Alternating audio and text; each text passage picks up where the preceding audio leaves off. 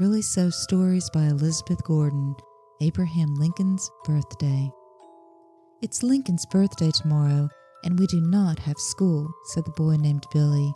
But I've got to tell the class this afternoon why I think Lincoln was the greatest American.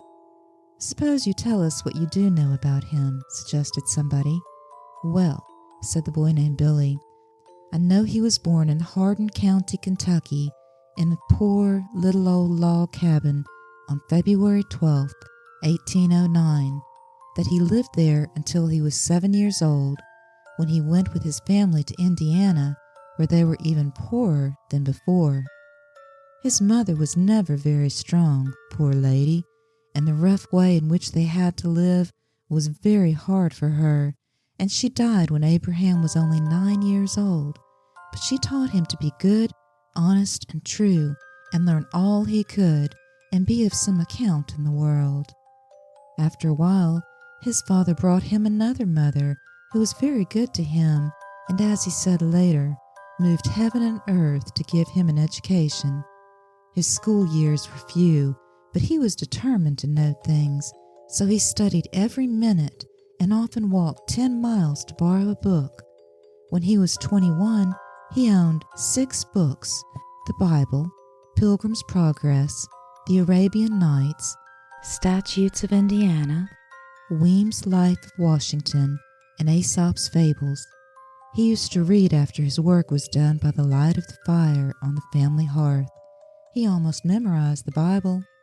He was very kind-hearted, and once when he went to New Orleans with a flatboat full of lumber to sell, he saw some slaves being sold. It affected him so strongly that he said if he ever got the chance, he was going to hit that thing hard. He was never idle, and he was absolutely honest and to be depended upon. When he was 21, he went with his parents to a wilderness farm in Illinois, which state almost lost him, because if there had not been a flood making travel impossible, he, with his family, would have gone on to Wisconsin, where they had started for. After studying law and practicing it for a good many years, and being sent to Congress, he was elected to be the President of the United States in 1860, being the 16th President of the land.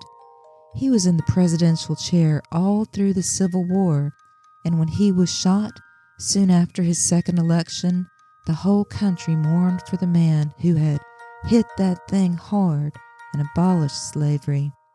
Do you know his most famous address? Asked Sister. Lincoln's Gettysburg speech, exclaimed Billy. Well, I should say. 77 years ago, our fathers brought forth upon this continent a new nation, conceived in liberty and dedicated to the proposition that all men are created equal. Now we are engaged in the great Civil War, testing whether that nation or any nation so conceived and dedicated can long endure. We are met on a great battlefield of that war. We have come to dedicate a portion of that field as a final resting place for those who here gave their lives that that nation might live. It is altogether fitting and proper that we should do this. But in a larger sense, we cannot dedicate, we cannot consecrate, we cannot hallow this ground. The brave men, living and dead, who struggled here have consecrated it far above our power to add or detract. The world will little know nor long remember what we say here, but it can never forget what they did here. It is for us, the living, rather to be dedicated here to the unfinished work which they who fought here have thus far so nobly advanced. It is rather for us to be here dedicated to the great task remaining before us, that from these honored dead we take increased devotion to that cause for which they gave the last full measure of devotion, that we here highly resolve that these dead shall not have died in vain, that this nation, under God, shall have a new birth of freedom, and that government of the people, by the people, and for the people, shall not perish from the earth. You seem to know a good many things about Lincoln after all, said somebody, smiling proudly. Yes, "But I do not know why he was the greatest American," said Billy. "He was the greatest American," said somebody, "because he loved the Union and determined that it must at all cost be preserved, because he knew that united we should stand, but that divided we must fall, because his own life counted for nothing where the Union was concerned, because it is due to him and to him only that we are not broken up into small, independent states, but are gathered together under the best flag that the sun ever shone upon.